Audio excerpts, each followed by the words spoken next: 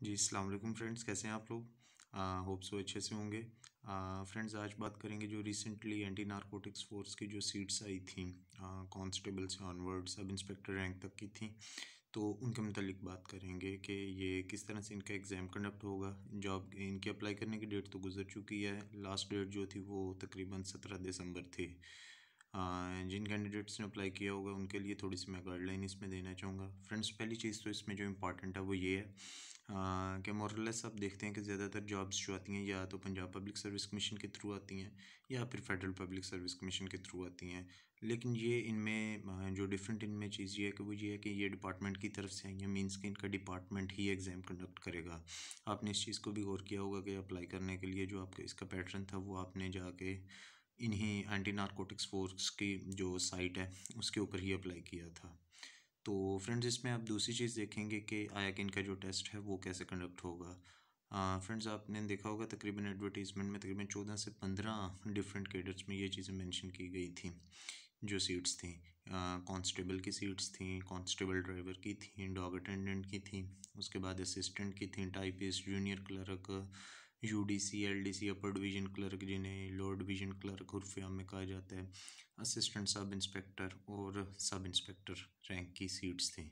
Friends, अगर इसमें देखा जाए तो जो आर्म्ड सीट है, अब इसको भी हम दो कैटेगराइज में डिवाइड कर सकते हैं। जैसा कि असिस्टेंट और क्लरिकल स्टाफ की जो सीट्स हैं ये सिर्फ ऑफिस वर्क के लिए होती हैं, इन्होंने फील्ड में कोई वर्क नहीं करना होता। लेकिन इसके अलावा जो सब इंस्पेक्टर और एएसआई और कांस्टेबल और ड्राइवर की सीट्स हैं ये जो हैं फील्ड वर्क से रिलेटेड होती हैं, क्योंकि इन्होंने फील्ड में काफ़ी सारा काम करना होता है। तो इसी लिहाज से इनका एग्ज़ाम पैटर्न भी डिफरेंट है।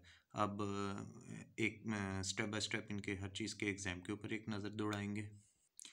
फ्रेंड्स, अगर देखा जाए तो जो इसमें ऑफिस की जो फील्ड की सीट्स हैं उनमें तो सबसे पहले इसका रनिंग प्रोसेस होगा, जिसमें जिसे आप फिज़िकल प्रोसेस कह सकते हैं या जिसे आप फिज़िकल टेस्ट कहते हैं। इनका फिज़िकल टेस्ट पंजाब पुलिस की तरह नहीं है कि जैसे आपने जाके करवाना होता है। अपने जो डीएचक्यू हॉस्पिटल वगैरह होते हैं वहाँ पे आप एक सर्टिफिकेट ले लेते हैं at the time of apply, और उसके बाद में आपने at the time of interview show करवाते हैं। इनमें ऐसा नहीं होगा। आपने अप्लाई कर दिया, अब जब आपकी तकरीबन 2 से 3 माह तक, क्योंकि ये मोरलेस काफ़ी टाइम ले लेते हैं अपना एग्ज़ाम स्टार्ट करने में, एग्ज़ाम स्टार्ट करने में। जब इनकी डेट्स आएंगी तो सबसे पहले जो है ये आपको रनिंग के लिए कॉल करेंगे। रनिंग में इनका सेम डे में रनिंग होगी। मोस्टली जिन लोगों ने अपना टेस्ट सेंटर जो है लाहौर दिया हुआ है उनकी फोर्ट्रेस स्टेडियम में ही होगी। शामी रोड के पास जो फोर्ट्रेस स्टेडियम लाहौर में है वहाँ पे होगी। वहाँ पे तकरीबन आपने जो मेल हैं उन्होंने 1 माइल जो है रनिंग करनी होती है 8 विदिन 8 मिनट्स।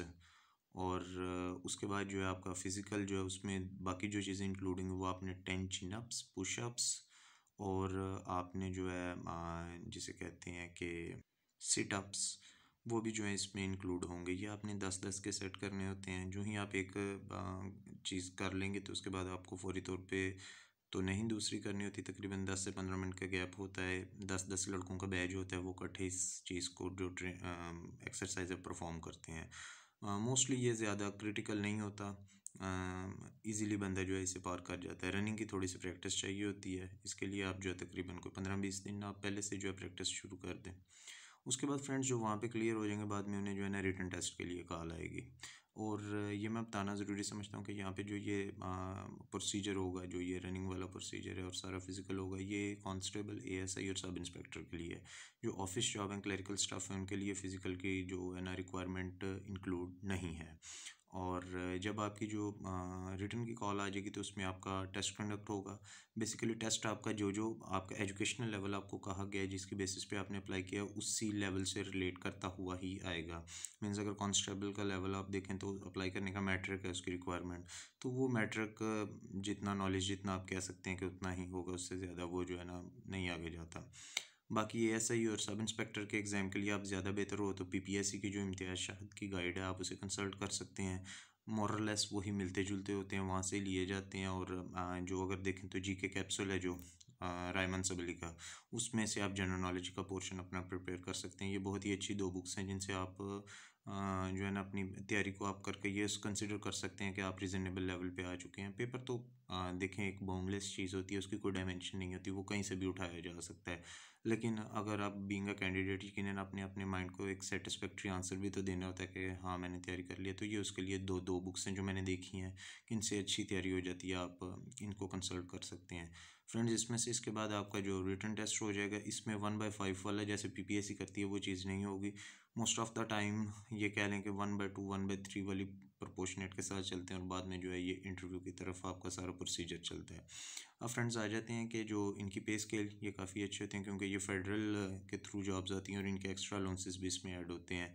एएसआई और सब इंस्पेक्टर के अच्छे पे स्केल होते हैं। जो सब इंस्पेक्टर अपॉइंट होते हैं वो बाद में इंस्पेक्टर और असिस्टेंट डायरेक्टर और डिप्टी डायरेक्टर तक जाते हैं। एएसआई भर्ती होने वाले भी अच्छे असिस्टेंट डायरेक्टर तक चले जाते हैं।